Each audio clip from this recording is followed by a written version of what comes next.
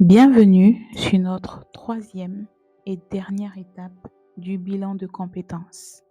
Il s'agit ici de faire votre plan d'action en fonction des écarts que vous avez observés et des opportunités que vous avez trouvées pour boucher ces trous. N'oublions pas que nous allons toujours nous focaliser sur le tableau des écarts que nous avons eu à faire dans la partie 2 de ce module. Nous allons nous focaliser sur toutes les compétences où il y a un écart à combler. Si nous continuons sur la veine de Madame Kwasi Adjoa, nous nous sommes rendus compte que, en notant ici les compétences qui constituent pour elle des faiblesses ou des menaces, elle a pu regarder et vérifier les écarts, connaître son niveau actuel et vérifier les écarts, et elle sait maintenant si elle a des écarts à combler ou non. Donc, ce qui va l'intéresser ici, c'est que les compétences où il y a des écarts à combler. Nous allons donc nous focaliser sur la première expérience qui concerne la gestion stratégique des RH, la deuxième qui concerne les lois du travail et la dernière qui concerne la rapidité des évolutions technologiques. Alors, pour pouvoir faire ce bilan, nous allons nous focaliser uniquement sur les compétences requises où il y a un écart à combler et les opportunités que nous avions dans notre tableau qui s'appelait le SWOT.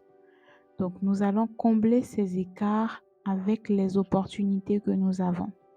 Donc, nous utilisons et le tableau où nous avons défini les écarts et pour combler ces vides, nous allons utiliser les opportunités que nous avons. Alors, nous faisons notre tableau de 4 colonnes. Dans la première colonne, nous allons lister toutes les compétences dans lesquelles nous avons des écarts à combler. Dans la deuxième colonne, les opportunités que nous avons afin de combler ces vides, de combler ces écarts. Dans la troisième colonne, nous allons mettre le temps que nous nous donnons afin de pouvoir combler ces écarts. Et dans la dernière colonne, nous allons ajouter la période sur laquelle nous voulons combler cet écart. Prenons l'exemple toujours de Madame Kwasi Adjoa, qui a mentionné que la gestion stratégique en RH, elle avait une expérience limitée et elle pouvait combler cet écart. Dans ce cas, quelles opportunités sont adaptées pour combler les écarts qu'elle a en gestion stratégique des ressources humaines?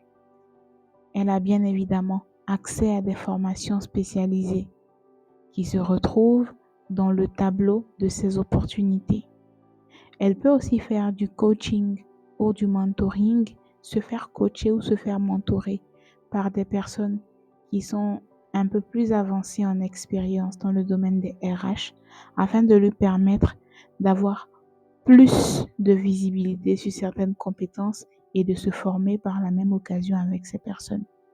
Elle a l'opportunité de faire encore d'autres stages aussi afin de pouvoir solidifier ses compétences dans ce domaine spécifique. Combien de temps elle se donne pour pouvoir atteindre cet objectif? 3 mois. Il faudrait que le temps soit défini afin que vous ayez une vision claire de là où vous allez et que vous ayez un emploi du temps selon lequel vous travaillez afin de pouvoir atteindre vos objectifs. Enfin, il faut définir la période sur laquelle vous voulez apprendre ce que vous avez décidé d'apprendre. Vous êtes donné comme temps 3 mois, alors il est important de pouvoir définir de février 2024 à juin 2024 ou de février 2025 à juin 2025, je dois consacrer mon temps à me former sur la gestion stratégique des RH. N'oubliez pas que vous pouvez cumuler à la fois plusieurs opportunités ou plusieurs actions si elles concourent à un même objectif. N'attendez pas forcément de finir une formation avant de passer une nouvelle. Vous vous souvenez, quand on était encore à l'école, on apprenait plusieurs matières en même temps. C'est dans ce cadre-là même que je pense que c'est dans vos possibilités d'apprendre plusieurs choses en même temps. Je vous conseille de vous activer dès maintenant pour commencer à réaliser ce plan de développement et qu'il ne vous prenne pas plus de 10 mois afin de le terminer, car c'est à vos résolutions que répondra votre succès. Je vous encourage à réfléchir sur ce dernier exercice afin de planifier comment vous compensez tous les écarts que vous avez, de sorte à faire une prise de poste efficace. À très bientôt.